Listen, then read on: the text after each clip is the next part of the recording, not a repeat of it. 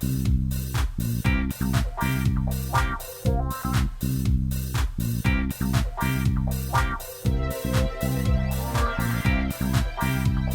and welcome back to the TVBinges.com Pilot Roundtable, a Southgate Media Group podcast. I'm Kyle Tremblay, the editor of TVBinges.com, and I am joined as always by a fellow TV Binges writer. She's telling her life story through a series of comedic vignettes. Olivia Richards, hello. Hey, that is my legacy. Yes, you're writing your life story one vignette at a time. Yes. Olivia, welcome to Premiere Week. Yes, we've officially hit everything happening all in 1 week, and it's going to be amazing. Yeah, I think we had 3 pilots premiere in the last month and a half, and now we've had 3 premiere on Monday night, and 3 more tonight, and then I think 5 more over the next 2 days, so great. We're back! We are back. The TV season really just goes to 100 super fast. That's right. Yeah, so our first pilot of the premiere week proper that we're discussing is a star-studded CBS single-cam comedy, premiered Monday night. It is titled Life in Pieces. Olivia, what did you think? I think this is the one that I was most impressed with, and also the one that I was prepared to be the most impressed with, just based off of the premise alone and just the casting. Yeah, this does have quite a cast. It's Colin Hanks is in it, Betsy Brandt from Breaking Bad, Dan Bacadol. No, that's not even to mention James Brolin, who plays the fatherly figure of this family, whose story is told through, as our intro stated, a variety of vignettes, checking in on the various lives of people in the same family, but who are grown and have their own families. Yeah. So you did you laugh? I guess is my question to you. You know what's weird? It wasn't at first. I think by the time we got to the part where the parents are dropping their son off at college, and by the time the funeral scene, that's the one that killed me. Like, by the time it's basically the father or the patriarch of the family decides that it's his 70th birthday, and he's also throwing himself a funeral, yes. like a funeral with his entire family surrounding him, and he's like critiquing them as like their last memories of him. And you don't realize it's his birthday until like the banner comes down. Right. Like nobody has anything to say, and like nobody responds. And that scene was so brilliantly done, and Diane Wiest just killed it for me. I enjoyed the turn in that scene when it gets really dark, when his wife starts talking, that it's like this is miserable for her. I enjoyed the sadness of that moment, and I was kind of bummed that they like turned it into like a nice moment at the end. Like I kind of wanted them to sort of ride that out. This is very clearly CBS's attempt to make a premium comedy. "Quote unquote premium," like an HBO comedy, basically. Yeah. This is a the kind of cast that you might see on a premium cable show. The subject matter, they're definitely going further with jokes. This isn't, I mean, ironically, like CBS is sort of the network that's known for just a bunch of one-liners about sex. This is more conversations about sex, but it's the same. It's not that different topically from like a 2.5 Min episode. It's just there's no like studio audience, and the jokes last longer. Not laugh longer, because I have to say I did not laugh during this pilot. This one, I don't know. Maybe I don't watch a lot of TV comedies. Maybe it's just not for me, but I didn't feel connected to any of these characters.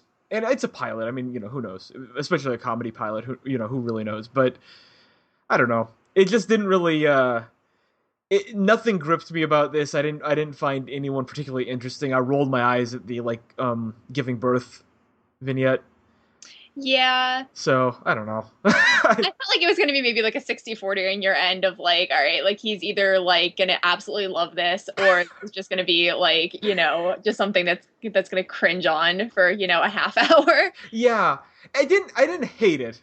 And it's definitely the kind of thing I could have liked. I mean, single cam comedies are certainly, I'm more prone to liking them. I felt like this was CBS doing a very watered down impression of Girls. In a lot of ways, especially again, like the giving birth bit, I felt like was kind of a very broad version of something that would happen on Girls, but the kind of discussion that happens on premium cable comedies, except that it wasn't funny, which is the problem. Like I don't know, just it's we see it with drama all the time too. Like networks trying to do their impression of a sort of souped up cable drama. What gave us the gift that was the slap. Oh God. Was this sort of line of thinking, which is like, we can do that. Like, people on the internet love cable dramas. Well, we have all these resources. Let's put it to that. And I feel like it just. I mean, it wasn't just that it was unfunny, because I can deal if I like the characters, but the vignette structure, at least so far, hasn't paid off for me. Like it just sort of made it so that everything was disconnected and very broad. Like all the stories, it's like, oh, we have one story is the first time having sex, and then the next story is the first child, and then the next story is the first college visit, and then the next story is the girl learning Santa isn't real. It's like these are all like just from the sitcom trope pile, and each of them had about 5 to 6 minutes of screen time, and then we moved on to the next one. It's like, so they're all like unfunny SNL sketches, and that's what sort of did it in for me. Like I didn't get to know any of the characters. It's basically all one joke, and then we moved on to the next one, and it was the exact same thing. So I don't know. This didn't work for me. What about it? Besides the scene at the end, like what about it did you like? I think for me, because like I sort of had, or I compared it to sort of like the Modern Family, like Arrested Development Sure. sort of style, where you have this, dysfunctional family who is kind of trying to figure out like how they work in the family, and like they're trying to figure out the world around them, but they're just failing miserably at most things that they do. I think that's what kind of sold me. Like I was a huge fan of both of those shows, and I don't know if you watched either, but I kind of got more of that vibe. So I think that going in, I was really excited to see what the show was going to do. Yeah, I mean, I watched a bit of Modern Family. I went into this one having no idea. I didn't know it was a single cam. I didn't know the structure, so I really had no sense of what this was. I was really excited by the opening scene that Jordan Peele showed up. That was fantastic. I really liked that too.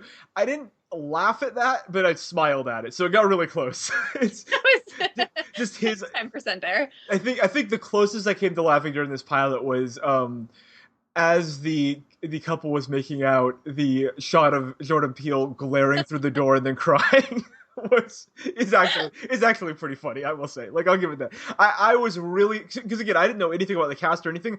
I was really hoping this was a show about those three people, that it was going to be, a woman who lives with her ex, her very, very jealous ex who is not handling it well, like dating. Like I thought that was the show, and I was like, "Oh my gosh, this is gonna be awesome!" And then, 5 minutes later, we're in a completely different scene with completely different people, and we have to deal with jokes about the predator. And I thought, oh, like I don't Oh know, yeah. I don't know, like That's the one that kind of, yeah, like halted for me. But by the time they rolled back to the funeral where the right, banner comes down and the guy like awkwardly like blows into like the party favor, and it's like a sad trombone. Oh my God. right. I think I had bailed at that point. Like to me, the college one again, it's like it's also stock. It's like stock footage, and there's certainly elements of this that are sharp, but I think the structure of the show makes it so that none of these stories at the start, like at this point, are ever going to get like more than surface level. Now, obviously, the intention of this show is for this collection of disparate stories to be woven into some kind of beautiful storytelling quilt over time, but that takes time. And so, like, Yeah. for right now, it's basically just like four SNL sketches, one after another, and not particularly good SNL sketches. So that's how I watched it. I mean, I think there's potential here. I didn't hate it. I think with this cast and with the idea behind it, like this could be something. I'm not like opposed to it. It just didn't do it for me. This pilot, sad to say. So this did a 2.7 rating in the demo, which is actually really good, and Yeah.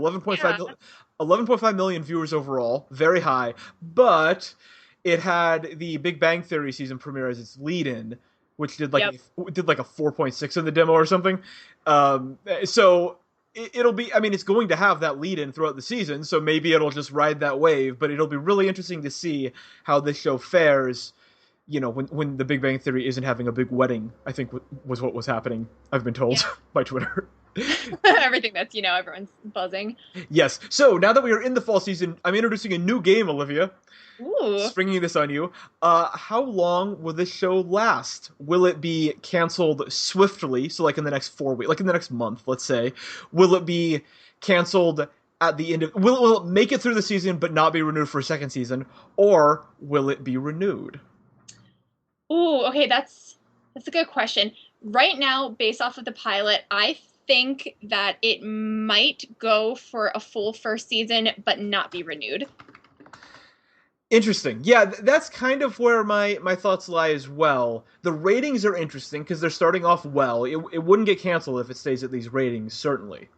But it is the pilot, and so we don't really have any, we have one data point on that. I'm going to lean towards the same thing. I think it's going to make it through the season, but I don't think it's going to get brought back. I imagine this is a very expensive cast. It's hard, absolutely. right, that's one of the reasons that shows don't structure themselves like this, is that you have to have like a full cast. Like there's like children cast in every story. It's like normally when you have a family drama, you have like a husband, wife, and 3 kids or whatever. It's like there are paid actors on this show in every story. So I imagine it's pretty expensive to produce, and I don't think it's getting like a groundswell of critical support, which I think is kind of a big thing if you're trying to do an impression of a premium cable drama or comedy. You want to have the critics on your side, and I think the reception has been mixed, not negative, but mixed. So if I had to guess, I would say that this makes it through one season and that's it. Yeah, absolutely. That's sort of what I'm feeling from this. And also if the show can kind of keep up its momentum. Yeah, right. Without, completely just fizzling out and, holding up that vignette style of storytelling. Sure, and this is the style of storytelling that, at least on paper, would get better as it progresses, right? Because you would get to know more about the characters, and you would learn about their lives in this sort of unique fashion. So there's certainly hope. We'll see how it goes, but that is our practical sort of grounded take. Olivia, thumbs up or thumbs down, your personal take on Life in Pieces. For me, I'm feeling optimistic. I'm kicking off this pilot season with an optimistic 2 thumbs up. Yeah, you go. I mean, you are the bright force on our podcast. You've got to keep things happy and running smoothly. I give it a thumbs down. Obviously, I am the dark cloud of the podcast. Didn't do enough for me. Potential's there. A good show to check back on in like 6 episodes to see what's up. And see absolutely. See if it's a little bit funnier, I think, is my main complaint about this comedy, as it is about a lot of comedies that we talk about on the show. It's this weird thing where comedy, should be funny. Yeah, hey, I don't know if I'm asking too much, but yeah. All right. You've been listening to the Pilot Roundtable, a TVBinges.com and Southgate Media Group production. You can listen to all our episodes on iTunes, where you can rate and review us. We'd appreciate that. Or find us at southgatemediagroup.com. Follow Olivia on Twitter at RichardsOlivia and me on Twitter at KyleLovesTV. Until next time.